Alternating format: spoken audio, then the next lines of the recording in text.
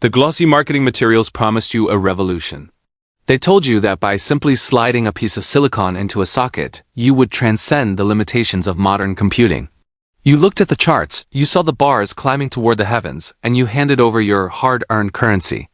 But here's the cold, hard reality that the corporate suits in Santa Clara do not want you to internalize. You are currently sitting on a gold mine, yet you are only picking up the copper coins scattered on the surface. In the year 2025, the gap between what a processor can do and what it actually does out of the box is a yawning chasm. You paid for every single transistor on that die, yet a significant portion of them are currently idling, waiting for permission to actually work. It is a psychological trick, a safety net designed to protect the manufacturer from the variance of the silicon lottery while leaving you with the bill for performance you never see. You are the victim of a calculated mediocrity, and today, we are going to stop being victims. Before we dissect the machine, do yourself a favor and subscribe to this channel, because the truth about your hardware is rarely found in the instruction manual. Let us speak of the current titan in the arena, the AMD Ryzen processors, specifically those adorned with the 3DV cache branding. These chips are heralded as the kings of gaming, and in many ways they are. They represent a shift in philosophy, focusing on the massive storage of data right on top of the processing cores to minimize the time spent waiting for instructions. But even these high-end models, the ones you brag about in forum signatures, are often running with their metaphorical hands tied behind their backs. The industry calls it stability, but a more honest man would call it a performance tax. AMD has managed to dominate the gaming landscape not by raw clock speed alone, but by a clever architecture that prioritizes the movement of data.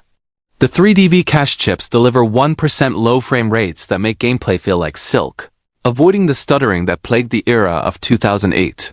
Even the standard Ryzen chips without this extra cache are fighting a war of attrition against Intel, often coming out on top in efficiency and sheer throughput. However, the strength of the architecture is also its greatest weakness when left in the hands of a passive user. The average user follows a ritual that is as common as it is flawed. They assemble the parts, they flick the switch for the memory profile in the BIOS, they install a few drivers, and they declare the job finished. This is like buying a high-performance sports car and never taking it out of third gear. You might be moving faster than the person walking, but you are nowhere near the red line. To truly unlock what you paid for, you must master the holy trinity of Ryzen performance, which consists of low-latency memory, thermal management, and precision Boost Overdrive.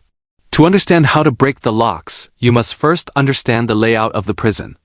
A Ryzen processor is not a single slab of silicon, but a collection of specialized neighborhoods. You have the core complex die, or CCD, which is where the actual thinking happens. This is the engine room where your games and applications are processed. Then you have the I/O die, which acts as the grand central station, managing how information flows to your RAM, your storage, and your graphics card.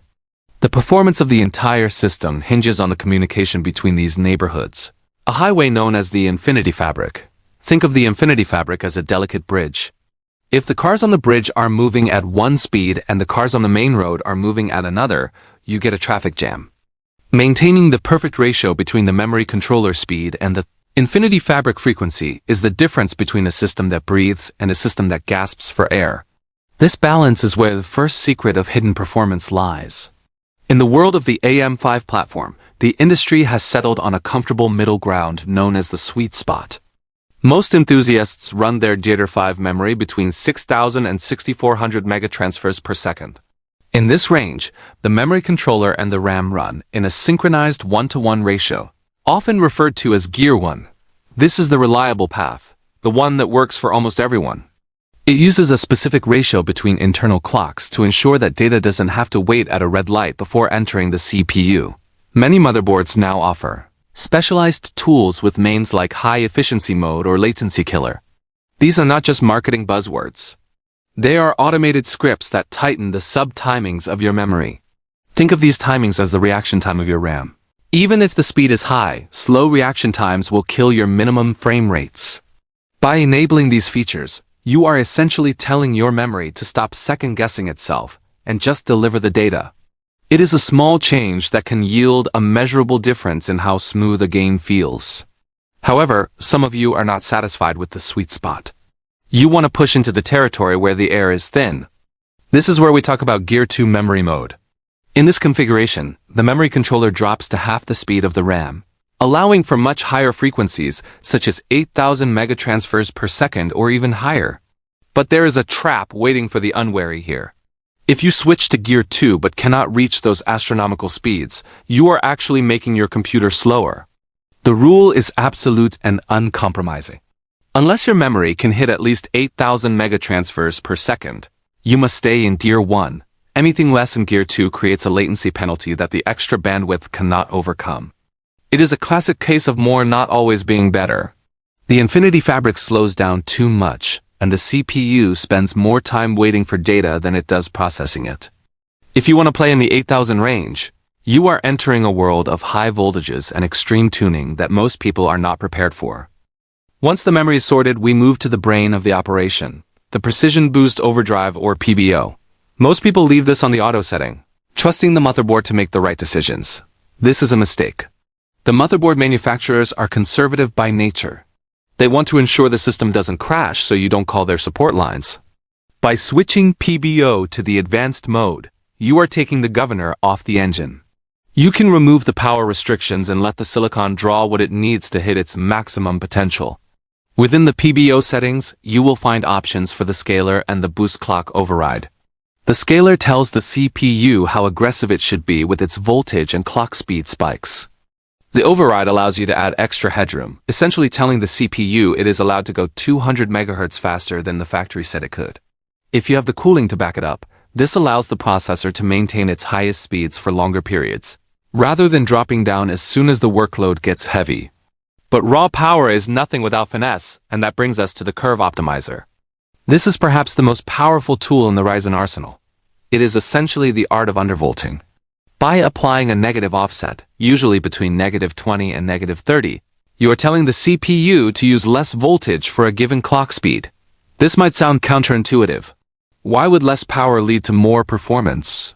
The answer lies in the laws of thermodynamics and the way the boost algorithm is programmed. When you lower the voltage, the CPU generates less heat. Because it is cooler, the internal boost algorithm sees that it has more thermal headroom and automatically pushes the clock speeds higher. You are getting higher frequencies and lower temperatures at the same time.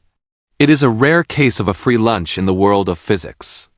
It improves the efficiency of the chip and allows it to sustain its peak performance without hitting the thermal wall that the manufacturer built into the silicon. We must talk about the wall because cooling is the ultimate gatekeeper for Ryzen. These processors use a chiplet design, meaning the heat is not spread out across a large piece of silicon. Instead, it is concentrated in tiny, dense dies. It is like trying to cool a candle flame versus a warm radiator. The heat density is incredibly high, and the AM5 platform makes this worse with a thick integrated heat spreader designed for compatibility with older coolers. This thickness acts as a thermal blanket, trapping heat where you don't want it. The boost algorithm is a sensitive creature. Once the CPU temperature crosses the threshold of 70 degrees Celsius, it begins to pull back. It doesn't crash, but it stops being the beast you paid for. For the 3DV cache models, this sensitivity is even more pronounced, with throttling sometimes beginning as early as 60 degrees. This is why a high-end air cooler or a large liquid cooler is not an aesthetic choice. It is a performance requirement. If you cannot keep the chip cool, all the BIOS settings in the world will not save you from a mediocre experience. The data backs this up. In tests using a high-end chip like the Ryzen 9 9950X 3D, the impact of memory and tuning is undeniable. In a title like Counter-Strike 2, running memory at 8,000 megatransfers per second without any other tweaks resulted in the same performance as running at 6,000 megatransfers with a tuned curve optimizer. This tells us that there are multiple paths to the top of the mountain, but you have to choose one. You cannot simply sit at the base and expect the view to come to you. Even the chips with massive amounts of cache, which were supposed to be less dependent on memory speed, showed measurable gains from tuning. It turns out that when you are pushing hundreds of frames per second, every microsecond of latency matters. The corporate narrative would have you believe that these chips are perfect out of the box, but the benchmarks tell a story of untapped potential. You are essentially paying for a premium experience and then settling for a standard one because you are afraid to look at a BIOS screen. The tech companies act the way they do because it makes economic sense. They want a product that works for everyone, from the gamer in a dusty room to the office worker in an air-conditioned skyscraper. They set the defaults to the lowest common denominator to minimize returns and support costs. They are not your friends. They are entities seeking to maximize profit while minimizing risk. You, the user, are the one who suffers when you accept these defaults as the ceiling of what is possible. To survive in this landscape, you must become an active participant in your own experience. You must be willing to experiment, to test, and to fail. Tuning a system takes time, but that time is an investment in the longevity and value of your hardware.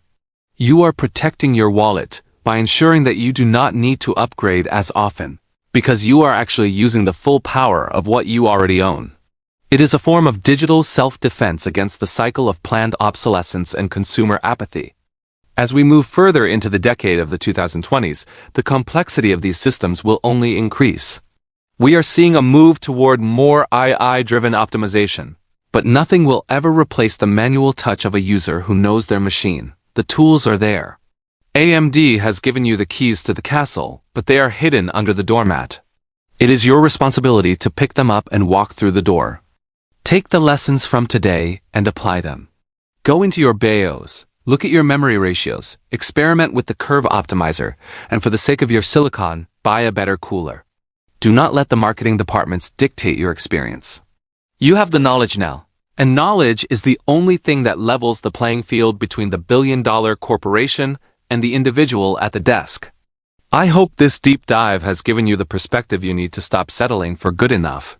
Your hardware is capable of greatness if you are willing to demand it. Keep your temperatures low and your frame rates high. Thank you for spending your time with me today. If you found value in this narrative, subscribe to the channel and join the conversation in the comments.